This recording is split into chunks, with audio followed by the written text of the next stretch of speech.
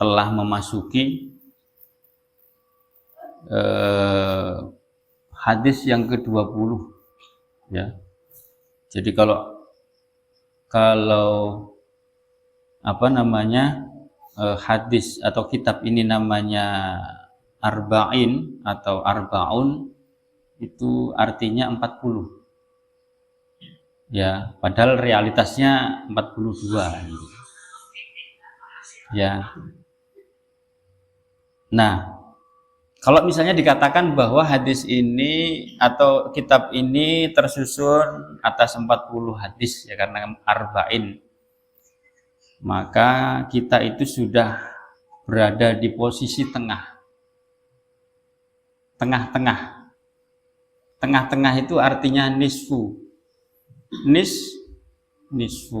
Minggu yang lalu kita nggak bisa ngadakan karena berbenturan dengan nisfu Sya'ban ya.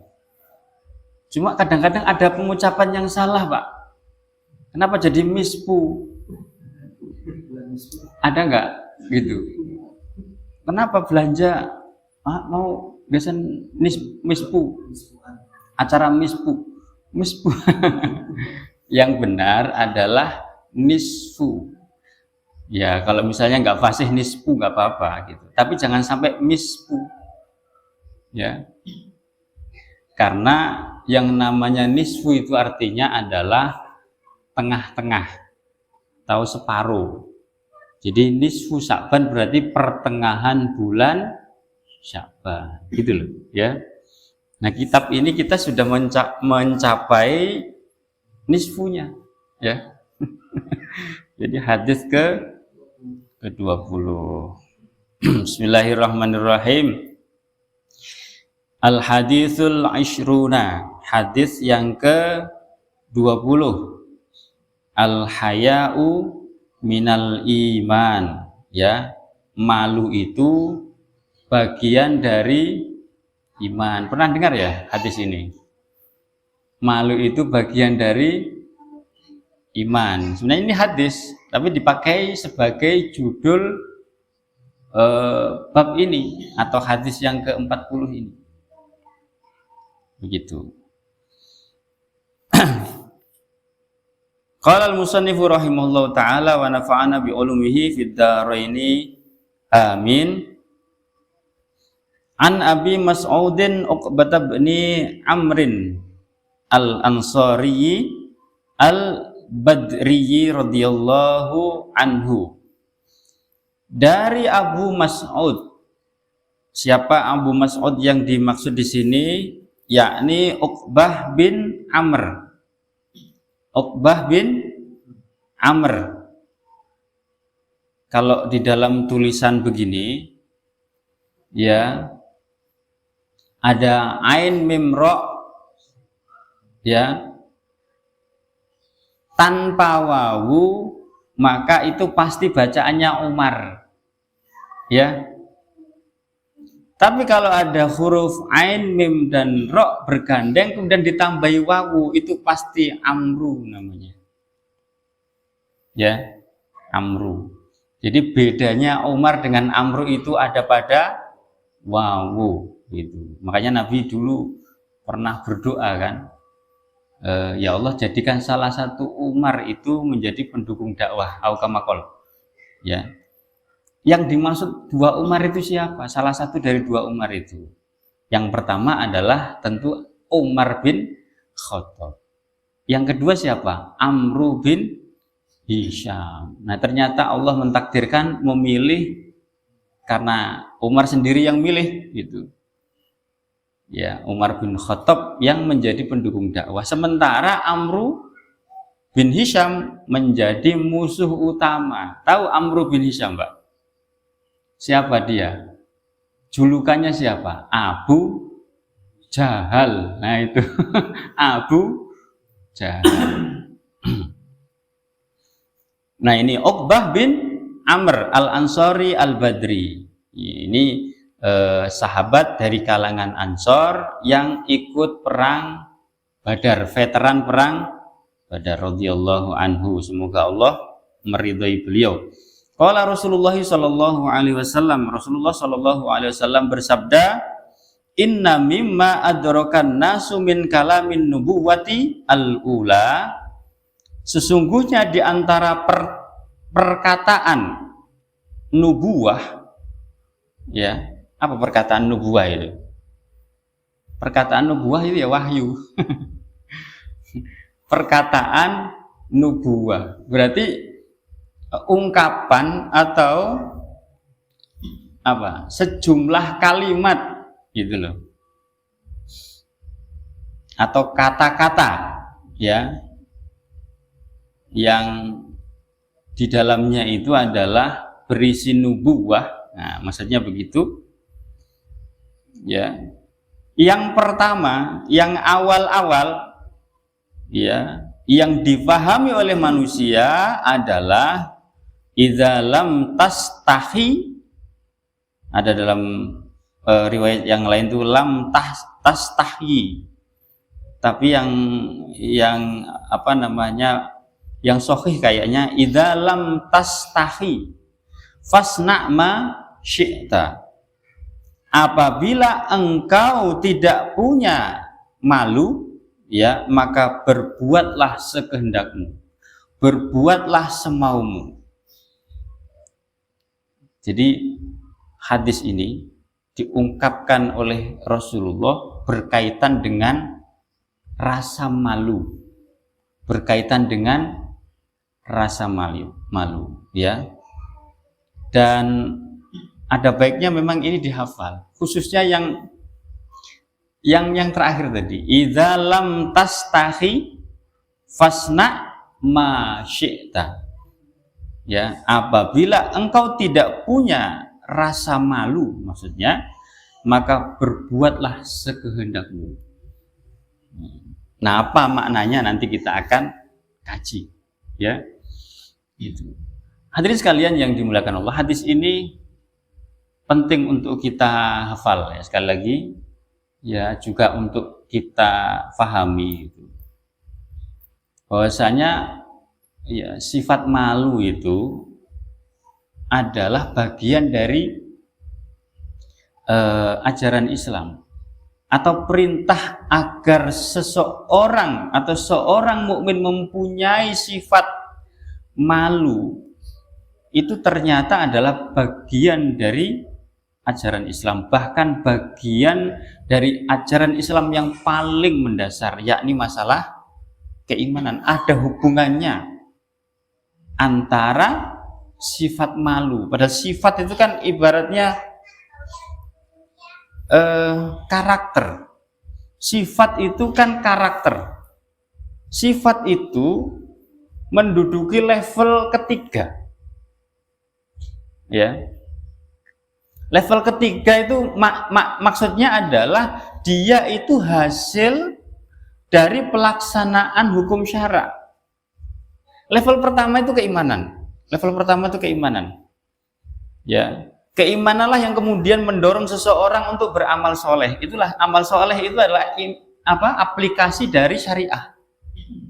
Orang terikat dengan hukum syara akhirnya menjadi orang yang taat. Nah, hasil dari itu muncullah sifat-sifat, ya, muncullah akhlak, maksudnya muncullah akhlak. Jadi akhlak itu kan bentuknya sifat, ya. Contohnya jujur lah, jujur, bukan jujur kacang hijau ya, jujur itu kan hasil yang muncul dari seseorang ketika misalnya melakukan jual beli, ya, dimana ketika dia jual beli dia tidak mengurangi takaran. Nah kan gitu, itu jujur gitu. Ada ayat Al-Qur'annya itu, masih ingat apa itu? Wailul lil mutaffifin alladzina idza talu 'alan nasi yastawfun. Nah itu. Jadi ketika seseorang itu diancam oleh Allah kayak gitu, kemudian dia jujur, nah, dia tidak mengurangi takaran, maka otomatis dia jujur gitu. Ya. Jadi akhlak itu ya muncul itu ketika seseorang itu terikat dengan hukum syara. Dan akhlak itulah yang muncul sebagai sifat. Bisa dipahami ya? Ya begitu.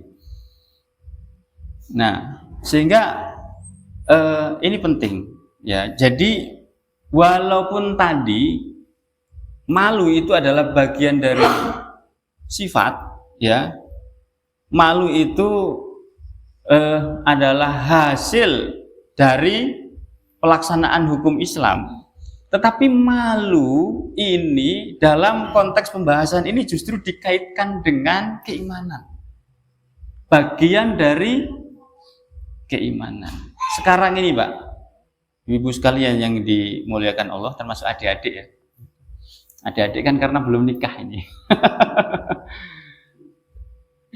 Rasa malu itu kayaknya sudah seolah-olah itu tergerus habis, nggak ada gitu ya.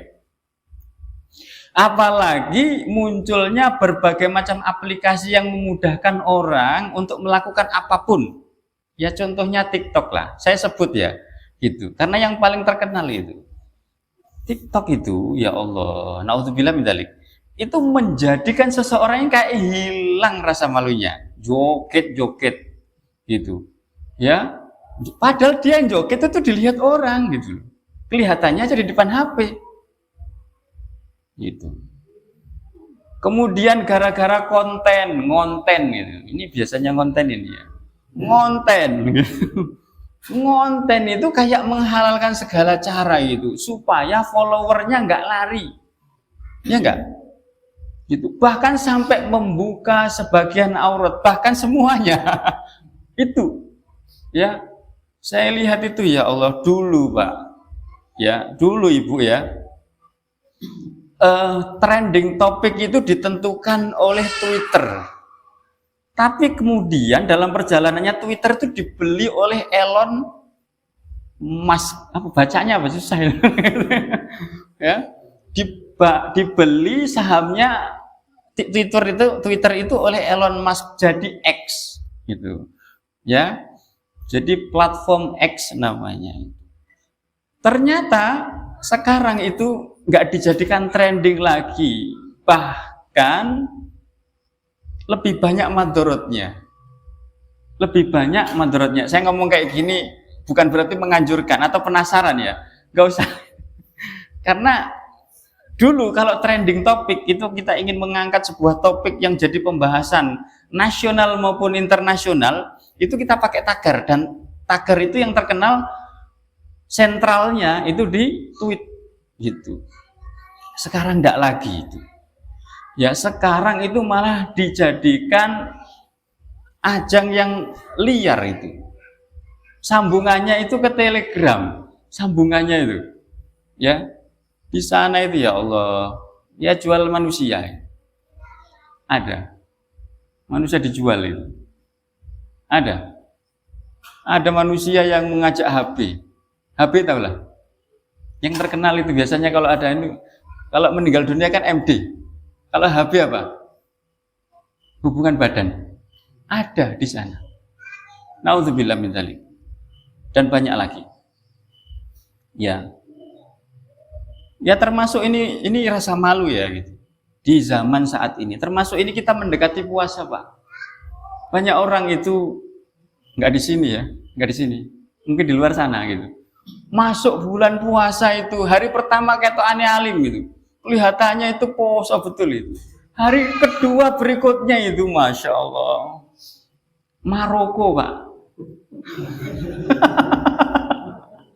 Ulun kemarin itu, kada paham ada kawan ulun itu Maroko itu. Apa Maroko? Ternyata Maroko itu merokok Pak. Ini Maroko siang-siang di bulan Ramadan, masya Allah, nggak punya rasa malu, ya, nggak lagi warung yang kelihatan kakinya, nggak, sudah biasa itu. Antara bulan puasa lawan di luar bulan puasa sama, gitu. Biasanya pengalaman ulun itu kalau di kota-kota kayak gini atau mungkin ya para inilah. Orang itu masih kalau di sini ya. Tapi kalau misalnya kita itu jalan ke Banjarbaru itu masuk Gunung Kayangan itu banyak orang jual pentol di sana sambil baroko tadi itu. sambil barokah jedal-jedil, ya Allah. Nggak punya rasa malu gitu. Karena itu penting ya, memberikan penjagaan kepada kita, barangkali keluarga kita dan orang-orang kita cintai itu, ya, agar membekali diri dengan sifat malu ini. Ini penting, ya. Nah, hadirin sekalian, pensyarah kitab ini, yakni Al-Imam Ibnu Daqiq Al-Aid itu mengatakan makna qauluhu, makna sabda Nabi min kalamin nubuwatil ula, ya. Kan tadi ada inna mimma adrakan nasu min kalamin nubuwatil ula, ya. Itu apa maknanya? Apa maknanya? Innal hayata lam yazal mamduhan mustahsanan ma'muron bihi. Sesungguhnya rasa malu itu senantiasa terpuji, ya, dianjurkan, bahkan merupakan perintah, ya. Lam yansakh fi syara'iil anbiya'il awwalin, ya, yang mana tidak pernah dinasah, ya, perintah itu, perintah untuk mempunyai rasa malu, sifat malu tadi, ya, tidak dinasah, tidak dibatalkan di dalam syariat para nabi terdahulu. Jadi hadirin sekalian, sifat malu ini sebenarnya warisan para nabi, warisan dari para nabi yang terdahulu. Karena, ya, kalam ini itu ada, diberikan, dan itu difahami oleh manusia, yakni wahyu yang diberikan oleh para nabinya, para nabi Allah Subhanahu wa Ta'ala, itu kemudian disampaikan kepada manusia dan difahami. Ketika difahami kan diamalkan. Ini sejak masa nubuwah. Nah, masa nubuwah itu kapan? Para ulama mengatakan masa nubuwah itu ya dimulai dari masa Nabi Nuh. Ya, nubuwah itu kan wahyu yang diberikan oleh Allah kepada nabinya, dan dari nabinya disampaikan kepada umatnya.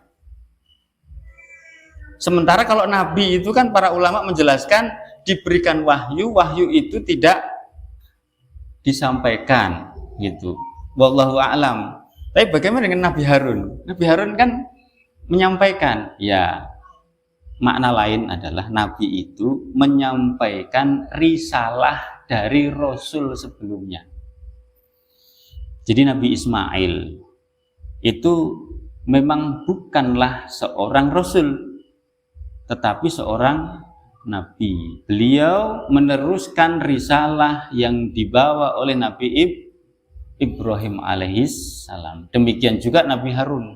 Demikian juga Nabi Yohanes, Nabi Yahya, Nabi Yohanes, Nabi Yahya itu adalah nabi yang beriringan dengan diutusnya Nabi Isa alaihissalam. Nabi Harun itu adalah nabi yang diutus oleh Allah yang beriringan dengan diutusnya Nabi Musa alaihissalam. Demikian juga dengan Nabi Ismail adalah putra dari Nabi Ibrahim alaihis salam. Ya, jadi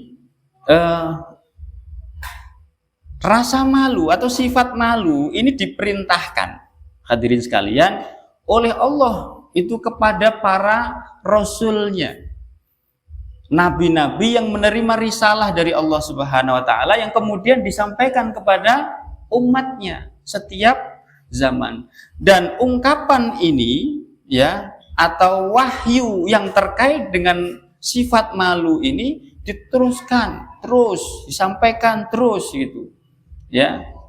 Artinya dari nabi ke nabi, ya, dari nabi yang lain atau dari rasul terdahulu ke rasul setelahnya sampai, ya, Rasulullah Muhammad sallallahu alaihi wasallam. Dan ketika suatu ajaran itu hadirin ya kemudian disampaikan oleh Nabi, meskipun itu adalah ajaran yang asarnya, yang pengaruhnya atau bekasnya itu adalah dari masa nabi-nabi yang terdahulu atau rasul-rasul yang terdahulu, maka itu juga menjadi bagian dari ajaran Islam. Begitu, bukan ajaran nabi terdahulu lagi. Contohnya apa? Khitan. Khitan itu adalah syariah yang disampaikan kepada Nabi Ibrahim. Orang-orang yang pertama kali melakukan khitan itu adalah Nabi Ibrahim di usia keberapa? 80 tahun. Biar berapa, Pak? Belum sampai lah. Kada terbayang malah gitu. Tapi orang dahulu yang usianya ratusan tahun juga di usia 80 itu mungkin masih muda gitu. Kita ini kan limitnya kan 60 atau 63. Sedangkan usia orang-orang terdahulu itu panjang-panjang. Nabi Nuh saja berdakwah itu 950 tahun. Bagi 2 berapa? Nah itu kalau usia tuanya itu kan sekitar 1 abad itu. Jadi ya nggak kebayang. Ya Tuhan ya, tapi ya tidak seperti usia kita di usia 80 gitu loh.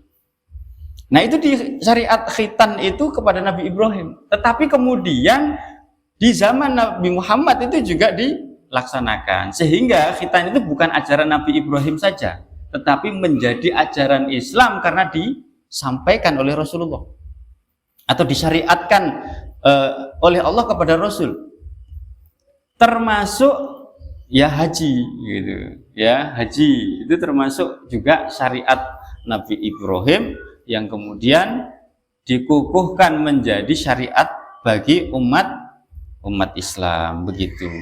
Karena memang ya Rasulullah itu adalah Rasul yang risalahnya itu menyempurnakan syariah dari para Rasul terdahulu.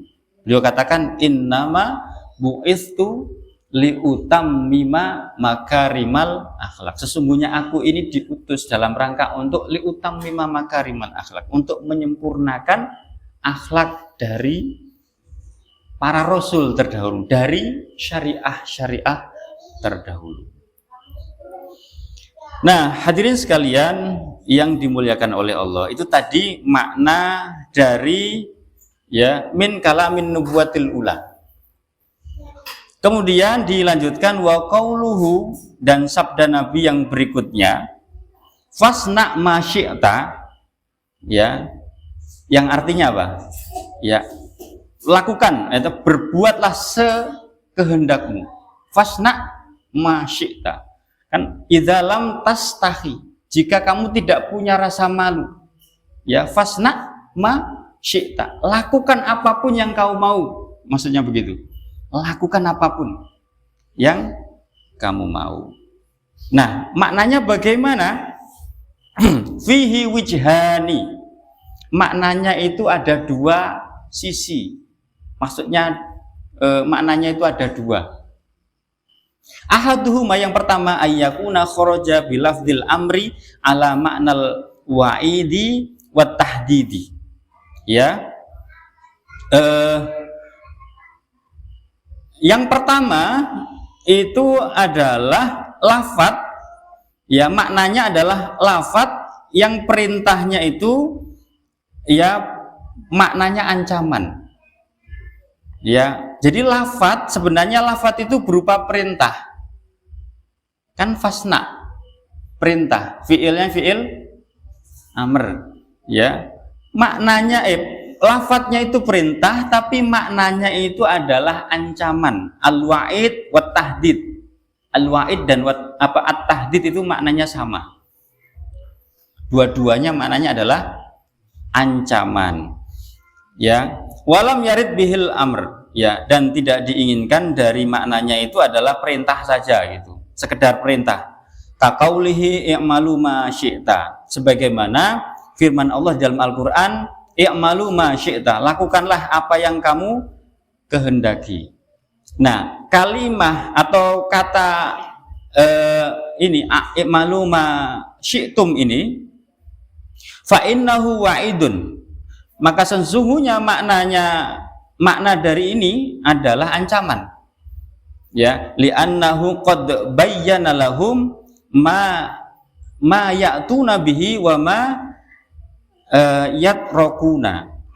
Karena sesungguhnya Allah telah menjelaskan dalam ayat-ayat sebelumnya itu, ya, tentang apa yang mereka perbuat dan apa yang mereka tinggalkan, gitu. Jadi ketika Allah telah menjelaskan tentang perbuatan-perbuatan yang telah dilakukan dan perbuatan-perbuatan yang telah dilarang itu, ya, maka kemudian Allah menutupnya itu dengan kalimah i'malu ma syi'tum, ya, lakukan saja sekehendakmu. Maksudnya adalah lakukan saja sesuai dengan pilihan kamu, gitu, semau kamu, maunya yang berisi perintah, ya, berisi tentang kewajiban atau kesunahan, atau kemudian melakukan larangan, itu pilihan, begitu. Kemudian kaqaulin Nabi Shallallahu Alaihi Wasallam, sebagaimana juga, ya, kalimah ini sesuai dengan sabda Nabi, man ba'al khamra fal yushak kisi al khanaziro, barang siapa yang menjual khamr maka hendaknya ia menghalalkan daging babi, ya. Jadi hadis ini, hadirin sekalian, itu maknanya bukan perintah saja, tapi perintah yang maknanya itu larangan. Contohnya kayak gini, nah, misalnya pian lah, besi anak, ya, anaknya seusia Surya ini, waktunya sholat, ya, ternyata kita takuni, nak sudah sholat belum, bahai, kenapa main HP gitu, kena dulu, ya, sebentar gitu, kalau bahasa Indonesianya kena dulu, sebentar gitu. Apa reaksi kita sebagai orang tua? Teruskan itu perintah atau larangan? Apa? Perintah berisi larangan. Sudah waktunya sholat ini wajib, usianya ganal kayak ini, SMA gitu, sudah wajib melaksanakan sholat, kok kemudian ditakoni sudah sholat belum, berarti kan belum dilaksanakan kewajibannya ini, malah sibuk dengan urusan mubah, urusan mainan HP. Maka orang tua bijak, sholat dulu, kan gitu. Jawabannya apa? Kena dulu, bahai, kena dulu itu berarti melawan. Maka kita sebagai orang tua kadang mungkin loh, ya kalau kita kadang niat mendidik langsung digampar aja. Tapi kalau kita niatnya mendidik, ya, melajari yang baik, pasti teruskan, ya kan, teruskan gitu, ya. Teruskan itu dengan bahasa lemah lembut atau bahasa tegas, Pak? Teruskan. Jadi hadirin sekalian, makna yang pertama yang dimaksudkan di dalam hadis ini, fasna ma syi'ta, ya, lakukan sekehendak kamu. Maksudnya kalau kamu itu tidak punya rasa malu, udah lakukan aja. Dan ini maksudnya adalah terkait dengan masalah-masalah kemaksiatan, masalah-masalah yang tidak baik itu. Sebenarnya hadirin, malu itu kan tadi sifat itu sebenarnya netral. Sifat itu netral, tergantung dia itu nempel pada apa, motivasinya apa, gitu. Tetapi umumnya yang dimaksudkan itu malu itu adalah, ya terkait dengan masalah kemaksiatan. Kalau nggak punya malu sudah lakukan apa aja. Ya, jangan sampai malu itu misalnya ya gitu, ada acara gitu. Kamu aja gini, yang jadi pembawa acara, malu aku. Kayak itu. Sorong-sorongan, Pak. Jak sholat jamaah itu. Ayo. Komat. Surung-surungan. Kamu dulu, kamu. Loh ini berbuat baik itu mestinya itu apa? Fastabiqul khairat. Berlomba-lomba dalam kebaikan gitu. Bukan kok kamu aja gini. Orang 4 itu ya Pak. Saya punya karyawan 4 itu. Alhamdulillah saya ajak untuk sholat berjamaah. Ayo komat itu bukan kok apa ya gage-gage kata orang Jawa itu ya duluan gitu. Enggak begitu, malah ikam dulu aja, ikam aja gitu. Ini malu yang tidak tepat gitu. Jadi kalau terkait dengan kebaikan itu jangan mendahulukan malu gitu. Ya, dahulukan bahwa itu adalah kita harus berlomba-lomba dalam menggapai kebaikan. Gitu. Di sini misalnya kampung ini nggak ada yang bisa, nggak ada khotibnya, nggak ada khotibnya. Pas Jumatan khotib yang jadwal kan datang, gitu. Pas di situ ada Pak Haji, nyata hajinya tuh Bang, walaupun abidin, walaupun bukan reguler umpat pemerintah gitu, haji abidin, tapi kan nyata haji, gitu. Kemudian Pak Haji aja gini, kada malu loh. Nah ini malu yang kada tepat ini, ya, kada pas dan tidak dalam konteks hadis ini, ya. Dalam konteks hadis ini, ya. Jadi kalau seseorang itu misalnya tidak punya rasa malu, ya, tidak ada rasa malu, udah lakukan sekehendak kamu, gitu. Dan ini yang barangkali orang-orang yang melakukan kemaksiatan ini nggak punya malu yang jenis ini, nggak punya malu yang jenis ini, sehingga apa? Sehingga kalaupun dia seorang mukmin itu nggak ada bedanya dengan orang kafir, nggak ada bedanya dengan orang kafir. Gitu. Namanya mungkin Ahmad, namanya mungkin Muhammad, namanya mungkin Azmi, gitu ya. Tetapi perbuatannya itu nggak beda dengan Michael. Mana Azmi jadi Jimmy ternyata. Jimmy itu jadi kepanjangannya itu Jeremy. Saya punya teman Nasrani, namanya Jeremy, panggilannya Jimmy. Gitu. Tapi di sini ada Azmi, panggilannya Jimmy. Gitu. Nah, itu. Asik juga ya. Ya nggak apa-apa, tapi perbuatan itu mencerminkan seorang mukmin gitu. Nah sekarang ini ketika rasa malu itu sudah tergerus, gitu, ini nggak ada bedanya. Ya perempuan keluar seperti Korea semua itu, rambutnya diwarnai, gitu. Ya padahal mestinya itu kan aurat dan harusnya ditutup. Kenapa kok kemudian itu sampai terbuka begitu? Rasa malunya nggak ada. Andai ada rasa malu itu, ya pasti itu akan ditutupi. Biasanya kalau sebelum nikah itu malu itu. Ada kawan itu di sosmed tutupan semua itu. Begitu nikah dapat jodoh itu bukannya ditutup rapat malah dibuka. Gitu. Alasannya sudah payu jadi. Masya Allah. Dasar nggak punya malu ini. Ya. Nauzubillah min dzalik. Jangan begitu ya, jangan begitu. Ya itu jelas tidak baik. Jadi hadirin sekalian itu dikatakan di sini lam yakun fi hadza ibahatin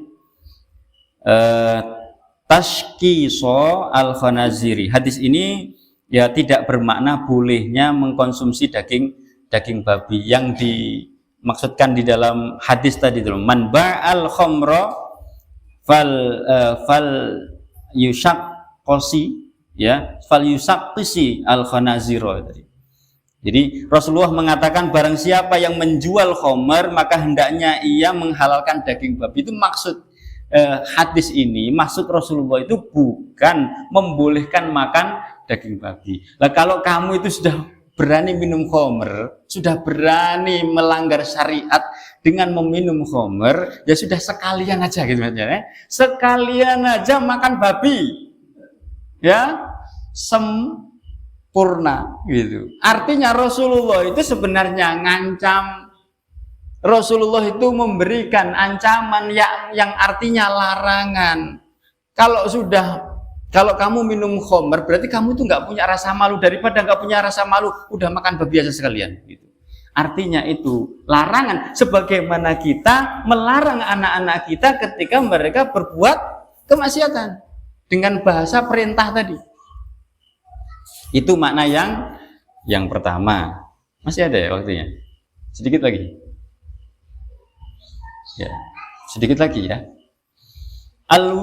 Al-wijhu tsani, ya, makna yang kedua, anna ma'nahu atat, ya, kullu ma lam yastahya minhu idza dhahara fa'iluhu.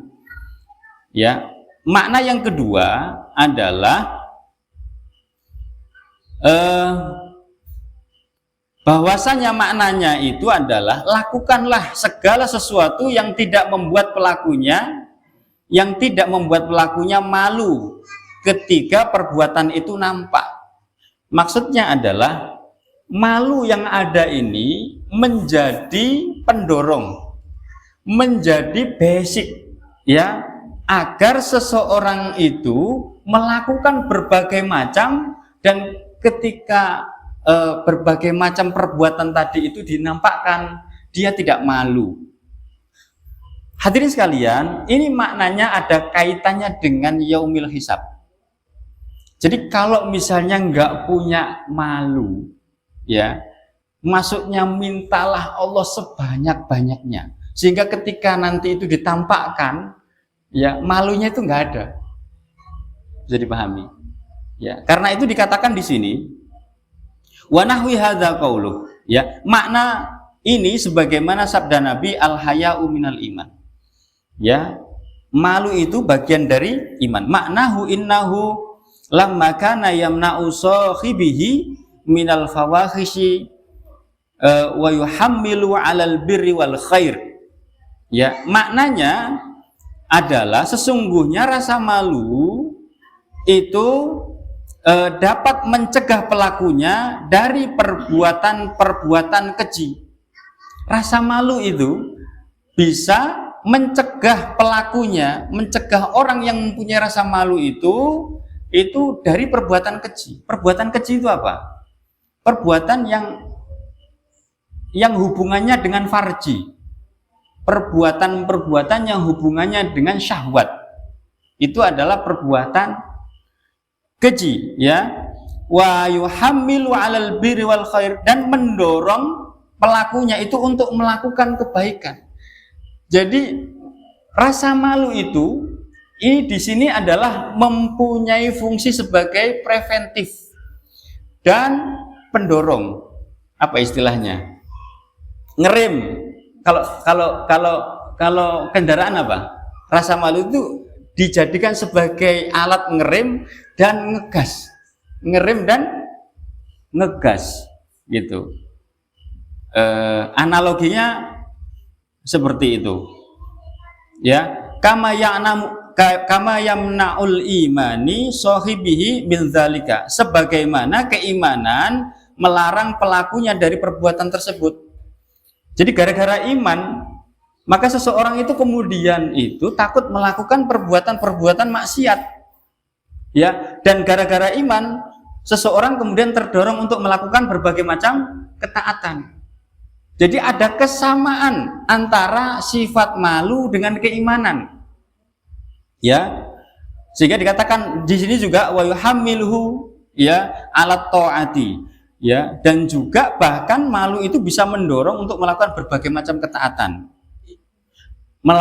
Mendorong dengan rasa malu kemudian bisa mendorong ketaatan itu kan karena merasa diawasi oleh Allah. Ini kaitannya dengan sifat ihsan di awal-awal pembahasan, ya.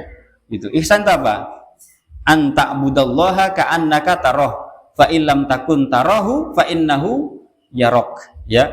Bahwasanya engkau itu beribadah atau melakukan berbagai macam ketaatan kepada Allah itu seakan-akan kamu melihat Allah, ya. Namun jika kamu tidak melihatnya, sesungguhnya Allah itu pasti melihat kamu. Itu ihsan. Jadi gara-gara sifat malu kemudian itu menjadi pendorong dia untuk beramal ketaatan, berbagai macam kesolehan. Begitu. Soro ya bimanzilatil imani limusawatihi lahu fi dzalik.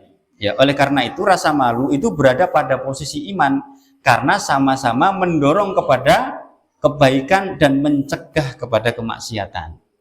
Disinilah tadi kalau dikaitkan dengan tema kita hadirin sekalian, al-haya'u minal iman, maka sesungguhnya malu yang dimaksud di sini itu lebih ditekankan kepada makna yang kedua, di mana dengan rasa malu maka seseorang itu bisa tercegah dari berbagai macam kemaksiatan, tercegah. Sebaliknya dengan rasa malu itu juga menjadi pendorong seseorang itu ya melakukan berbagai macam ketaatan. Karena apa hadirin? Karena nanti setiap amal itu akan ditampilkan. Ya, di akhirat nanti amal itu akan ditampilkan selayaknya di TV yang besar itu apa? Layar besar itu. Ya. Ketika seseorang nanti itu melakukan kemaksiatan kan malu. Gitu. Maksudnya adalah kalau kamu itu nanti nggak malu, ya nanti ditampilkan perbuatanmu di sana, udah lakukan aja. Gitu. Nah, gara-gara itu hadirin sekalian, maka dengan rasa malu itu akan menjadi pendorong, menjadi pengerim, pencegah bagi seseorang yang mempunyai sifat itu untuk melakukan kemaksiatan. Inilah yang kemudian yang namanya malu itu bagian dari keimanan. Dan hadirin sekalian, ini saat ini penting rasa malu itu. Sekali lagi ya, rasa malu saat ini penting. Karena apa? Seolah-olah ya sudah nggak ada lagi lah, ya rasa malu itu. Yang terakhir yang kita marah sebenarnya itu adalah ketika kita sebagai orang Islam melihat saudara-saudara kita di Palestina dibantai sedemikian rupa, dibunuh, diusir. Ya, ternyata hadirin sekalian ada upaya jalan tengah kayaknya yang ditawarkan oleh Amerika, ya, melalui presidennya yang namanya Donald Trump itu menawarkan Board of Peace, BOP. Katanya dengan Board of Peace ini nanti akan menjadi jalan masa depan bagi Palestina, khususnya Gaza, khususnya di Gaza itu untuk mendapatkan kedamaian. Ya, solusinya katanya dengan adanya dua negara, ada Israel sendiri, ada Palestina sendiri. Itu yang dijanjikan. Tetapi ya hadirin sekalian, kita nggak percaya gitu.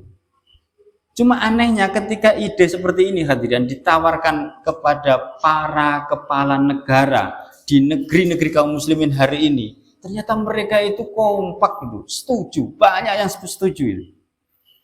Bahkan di negeri ini didukung oleh para tokoh-tokoh muslim yang mewakili ormas-ormas Islam. Ada 16 tokoh-tokoh dari 16 ormas itu setuju.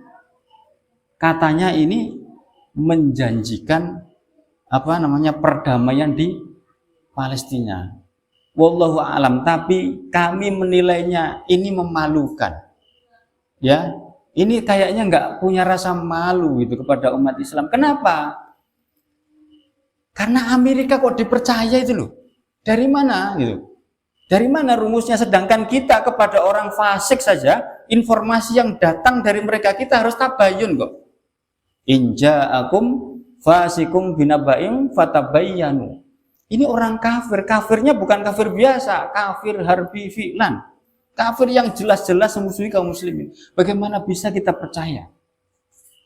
Ini kan perbuatan yang memalukan, keputusan yang memalukan, apapun alasannya, kita tidak bisa terima. Apakah dikatakan ini alasannya itu sesuai dengan perjanjian Hudaybiyah ini, BOP ini sesuai dengan perjanjian Hudaybiyah, atau ini adalah strategi yang kita lakukan memperbaiki dari dalam, silakan aja. Ya, tapi kita sebagai umat Islam kecewa, dan ini adalah termasuk yang memalukan. Kenapa? Nggak usah terlalu jauh menganalisanya. Ya, cukup bahwa Allah katakan di dalam Al-Quran, "Wala yaj'alallahu lil kafirina 'alal mu'minina sabila." An-Nisa ayat 141. Bahwasanya Allah itu sekali-kali tidak akan memberikan jalan bagi orang kafir untuk menguasai umat Islam. Yang artinya itu bukan jaminan dari Allah umat Islam dilindungi secara langsung oleh Allah, tapi itu artinya larangan dari Allah untuk memberikan wala kepada orang kafir. Sementara Amerika itu sudah jelas membunuhi ya orang Islam, baik langsung maupun tidak langsung. Langsung Afghanistan, Irak. Ya. Kemudian mana lagi? Banyak ya. Secara tidak langsung memberikan dukungan kepada Israel untuk menghancurkan Palestina. Sama kan? Kafir harbi fi'lan. Tidak boleh kita memberikan kepercayaan wala kepada mereka mestinya. Karena itu bagi kami ini adalah tindakan memalukan. Ya. Dan ya kami protes terhadap keputusan itu, apapun alasannya. Nah, barangkali ini hadirin sekalian, ya pembahasan tentang malu pada malam hari ini mudah-mudahan ada hikmah dan manfaatnya untuk kita semuanya, dan semakin memberikan kita dekat kepada Allah Subhanahu wa taala dan diakui oleh Rasulullah sebagai umat beliau. Amin ya rabbal alamin. Dari ulun salah khilaf dan mohon maaf yang sebesar-besarnya. Billahi taufiq wal hidayah. Assalamualaikum warahmatullahi wabarakatuh.